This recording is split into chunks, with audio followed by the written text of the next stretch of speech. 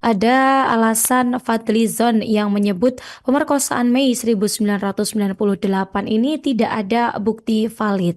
Jadi Menteri Kebudayaan memberikan klarifikasi ya terkait pernyataannya di sebuah wawancara yang menyebut tidak adanya bukti pemerkosaan tuh dalam tragedi Mei 1998.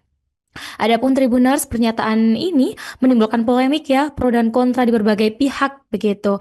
Karena dalam klarifikasinya nih, Fadli mengungkapkan diksi massal yang disematkan dalam peristiwa pemerkosaan saat tragedi Mei 1999. 1998 ini yang memang masih menjadi perdebatan Tribuners. Dikutip dari akun X pribadinya pada Senin 16 Juni 2025, ia menyebutkan istilah massal ini telah menjadi pokok perdebatan di kalangan akademik dan masyarakat selama lebih dari 2 dekade, sehingga sensitivitas seputar terminologi ini harus dikelola dengan bijak dan empatik. Fadli juga mengakui Tribuners kekerasan seksual ini memang terjadi saat tragedi tersebut, namun dia menegaskan penyebutan diksi terjadinya pemerkosaan massal saat itu harus digunakan secara hati-hati karena menurutnya belum ada data yang komprehensif terkait peristiwa tersebut. Tribuners,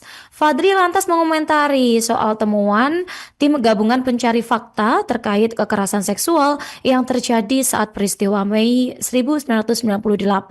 Menurutnya temuan TGPF ini belum kuat karena dalam segi data ini tidak tercantum nama korban hingga sosok pelakunya, dan ia menyebutkan perlu kehati-hatian dan ketelitian ya karena menyangkut kebenaran dan nama baik bangsa.